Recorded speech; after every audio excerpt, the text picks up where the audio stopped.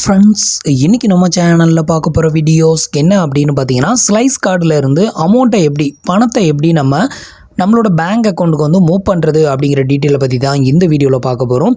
So இந்த மெத்தடை follow பண்ணி நீங்கள் அமௌண்ட்டை ட்ரான்ஸ்ஃபர் பண்ணிங்க அப்படின்னா ரொம்பவே கம்மியான சர்வீஸ் சார்ஜில் நீங்கள் ஸ்லைஸ் கார்டில் இருந்து உங்களோட பேங்க் அக்கௌண்ட்டுக்கு ஒரு எமர்ஜென்சிக்கு பணத்தை ட்ரான்ஸ்ஃபர் பண்ணிக்கலாம்.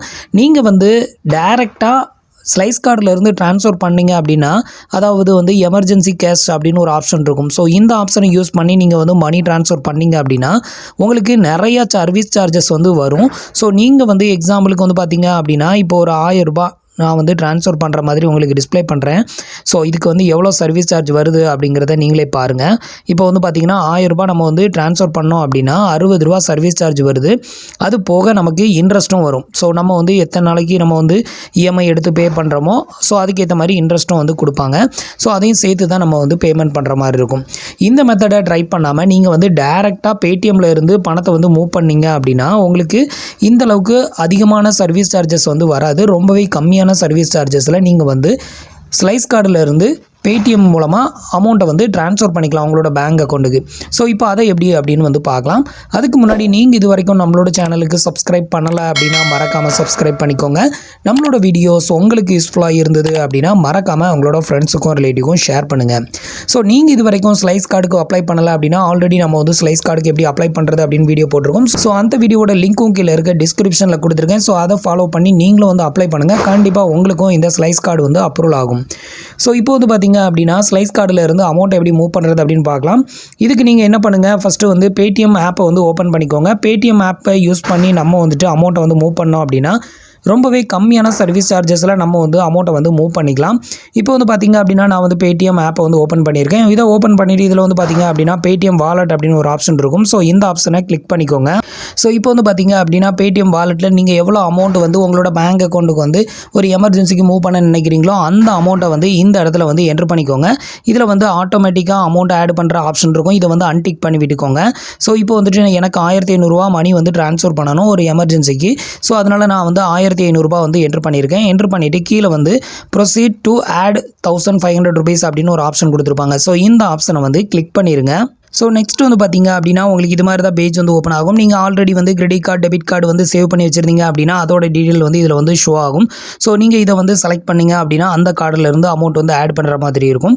நீங்கள் என்ன பண்ணுங்கள், கீழே பார்த்தீங்க அப்படின்னா நியூ பேமெண்ட் ஆப்ஷன் அப்படின்னு ஒரு ஆப்ஷன் கொடுத்துருப்பாங்க. அதுக்கு கீழே டெபிட் கார்டு கிரெடிட் கார்டுன்னு ஒரு ஆப்ஷன் கொடுத்துருப்பாங்க. ஸோ இந்த ஆப்ஷனை கிளிக் பண்ணிக்கோங்க. ஸோ இந்த ஆப்ஷனை நீங்கள் கிளிக் பண்ணிங்க அப்படின்னா உங்களோட கிரெடிட் கார்டுக்கான பின் நம்பரை உங்களோட கிரெடிட் கார்டுக்கான நம்பரை என்ட்ரு பண்ண சொல்லும். ஸோ அந்த ஆப்ஷனை யூஸ் பண்ணி தான் நம்ம அமௌண்ட்டை ட்ரான்ஸ்ஃபர் பண்ண போகிறோம். ஸோ நான் இப்போ இந்த டெபிட் கார்டு கிரெடிட் கார்டு அப்படிங்கிற இந்த ஆப்ஷனை செலக்ட் பண்ணுறேன். ஸோ நெக்ஸ்ட் பார்த்தீங்க அப்படின்னா உங்களுக்கு இது மாதிரி தான் பேஜ் ஓப்பன் ஆகும். இதில் பார்த்தீங்க அப்படின்னா enter debit or credit card detail அப்படின்னு ஒரு ஆப்ஷன் டிஸ்பிளே ஆகும். இதில் உங்களோட கார்டு நம்பரை என்ட்ரு பண்ணணும். நெக்ஸ்ட் இதில் expiry month, expiry year, next CVV number இதை என்ட்ரு பண்ணணும். இதுக்கு நீங்கள் என்ன பண்ணணும் அப்படின்னு பார்த்தீங்கன்னா இதை அப்படியே பாஸ் பண்ணிவிட்டு நீங்கள் உங்களோட ஸ்லைஸ் கார்டு ஆப்பை ஓப்பன் பண்ணிக்கோங்க. இதை ஓப்பன் பண்ணிங்க அப்படின்னா உங்களுக்கு ரைட் சைட் டாப் கார்னரில் இந்த கார்டு சிம்பிள் காமிக்கும். ஸோ இதை கிளிக் பண்ணிக்கோங்க. இந்த கார்டு சிம்பிளை கிளிக் பண்ணிங்க அப்படின்னா உங்களோட கார்டு நம்பர் பார்த்தீங்க அப்படின்னா இந்த இடத்துல ஷோ ஆகும். ஸோ டேப் டு சி அப்படிங்கிற இந்த ஆப்ஷனை கிளிக் பண்ணிங்க அப்படின்னா உங்களோட கார்டு நம்பர் டிஸ்பிளே ஆகும். ஸோ பக்கத்துலேயே காப்பி அப்படின்னு ஒரு ஆப்ஷன் இருக்கும். ஸோ இதை கிளிக் பண்ணி காப்பி கொடுத்துருங்க. நெக்ஸ்ட்டு இதோட கார்டோட வேலிடிட்டி பார்த்தீங்க அப்படின்னா 9/26 அப்படின்னு நமக்கு கொடுத்துருக்காங்க. ஸோ அதையும் நோட் பண்ணிக்கோங்க. நெக்ஸ்ட் CVV நம்பரும் டேப் டு சி கொடுத்தீங்கன்னா இந்த நம்பரும் ஓப்பன் ஆயிரும். ஸோ இப்போ இந்த நம்பரை காப்பி பண்ணிவிட்டு என்ன பண்ணுங்கள், இந்த இடத்துல பேஸ்ட் பண்ணிடுங்க. ஸோ இந்த இடத்துல பேஸ்ட் பண்ணிவிட்டு expiry month, expiry year, next CVV number இது எல்லாத்தையுமே என்ட்ரு பண்ணிவிட்டு நெக்ஸ்ட் கீழே பார்த்தீங்க அப்படின்னா எவ்வளோ சார்ஜ் பிடிக்கிறாங்க அப்படிங்கிற டீட்டெயிலும் இதில் கொடுத்துருப்பாங்க.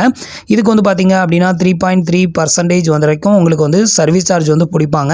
ஸோ இந்த அமௌண்ட்டை சேர்த்து 1500 ரூபா நம்ம ட்ரான்ஸ்ஃபர் பண்ணுறோம் அப்படின்னா 49 ரூபா 50 பைசா எக்ஸ்ட்ரா நமக்கு டெபிட்டட் ஆகும். ஸோ அதை கீழே டிஸ்ப்ளே பண்ணுறாங்க. இதையும் செக் பண்ணிக்கோங்க.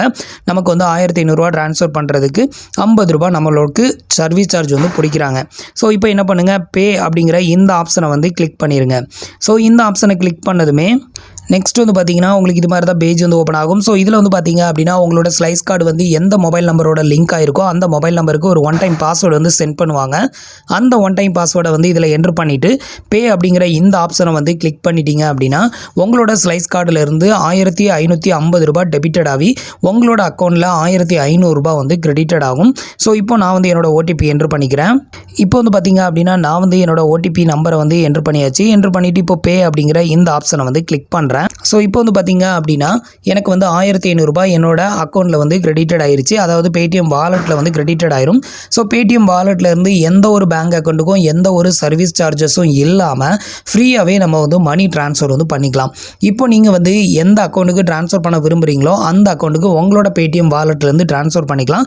இப்போ என்னோட பேடிஎம் வாலெட்டில் 1500 ரூபாய் வந்து கிரெடிட்டட் ஆயிருச்சு. நம்மளோட ஸ்லைஸ் கார்டில் வந்து 1550 ரூபாய் வந்து டெபிட்டட் ஆகும். 50 ரூபா சர்வீஸ் சார்ஜ். ஸோ இப்படி வந்து நீங்கள் ட்ரான்ஸ்ஃபர் பண்ணிங்க அப்படின்னா கம்மியான சர்வீஸ் சார்ஜஸில் நீங்கள் ட்ரான்ஸ்ஃபர் பண்ணிக்கலாம். பட் இந்த அமௌண்ட்டை வந்துட்டு நீங்கள் இஎம்ஐயாக கன்வெர்ட் பண்ண முடியாது. ஸோ நீங்கள் வந்து இஎம்ஐயாக கன்வெர்ட் பண்ணணும் அப்படின்னு நினச்சிங்கன்னா அதுக்கு வந்து ஸ்லைஸ் கார்டில் வந்து எமர்ஜென்சி கேஷ் அப்படிங்கிற அந்த ஆப்ஷனை வந்து யூஸ் பண்ணி தான் நீங்கள் வந்துட்டு அமௌண்ட் வந்து எடுக்கணும். ஸோ அப்படி எடுக்கும்போது உங்களுக்கு வந்து இஎம்ஐ ஆப்ஷன் எல்லாமே இதில் வந்து கொடுத்துருவாங்க. ஸோ அப்படி கொடுக்கும்போது நீங்கள் எவ்வளோ அமௌண்ட் வந்து நீங்கள் என்ட்ரு பண்ணி எடுக்கிறீங்களோ அந்த அமௌண்ட்டை வந்து ஈஸியாக இஎம்ஐயில் வந்து கன்வெர்ட் பண்ணிக்க முடியும். ஸோ அதுக்கு வந்து உங்களுக்கு இது வந்து யூஸ் ஆகும். ஸோ அங்கேருந்து டேரெக்டாக டெபிட் பண்ணிங்கன்னா இஎம்ஐ கன்வெர்ட் பண்ணுற ஆப்ஷன் வராது. பட் இதில் வந்து பார்த்தீங்க அப்படின்னா இப்படி டேரெக்டாக நீங்கள் எமர்ஜென்சி கேஷ் மூலமாக போகும்போது நீங்கள் வந்து இஎம்ஐ வந்து எத்தனை மந்த்துக்கு போடுறீங்க அப்படிங்கிறதையும் ஈஸியாக வந்து எடுத்துக்க முடியும். இதனால் வந்து பார்த்தீங்க அப்படின்னா நீங்கள் வந்து ஒரு எமர்ஜென்சி எடுக்கக்கூடிய பணத்தை கூட இஎம்ஐயில் ரீபேமெண்ட் பண்ணுறதுக்கு ஒரு பெஸ்ட்டான ஆப்ஷன் வந்து இதில் இருக்குது அப்படின்னு வந்து சொல்லலாம். ஸோ நீங்கள் வந்து எடுக்கிற பணத்தை வந்து இமிடியேட்டாகவே பே பண்ணிடுவேன், ஒரு 1 வீக்குள்ளே பே பண்ணிடுவேன் அப்படின்னா நீங்கள் வந்து நான் சொன்ன இந்த மெத்தடை ட்ரை பண்ணுங்கள். ஸோ பேடிஎம் மூலமாக ட்ரான்ஸ்ஃபர் பண்ணுங்கள். கம்மியான சர்வீஸ் சார்ஜஸில் நீங்கள் வந்து ஈஸியாக ட்ரான்ஸ்ஃபர் பண்ணிக்கலாம். ஸோ ஃப்ரெண்ட்ஸ், இந்த இன்ஃபர்மேஷன் உங்களுக்கு ரொம்பவே யூஸ்ஃபுல்லாக இருந்திருக்கும் அப்படின்னு நினைக்கிறேன். நம்மளோட வீடியோஸ் பிடிச்சிருந்ததுன்னா லைக் பண்ணுங்கள், ஷேர் பண்ணுங்கள், கமெண்ட் பண்ணுங்கள். மறக்காமல் நம்மளோட சேனலுக்கு சப்ஸ்கிரைப் பண்ணுங்கள். தேங்க்ஸ் ஃபார் வாட்சிங்.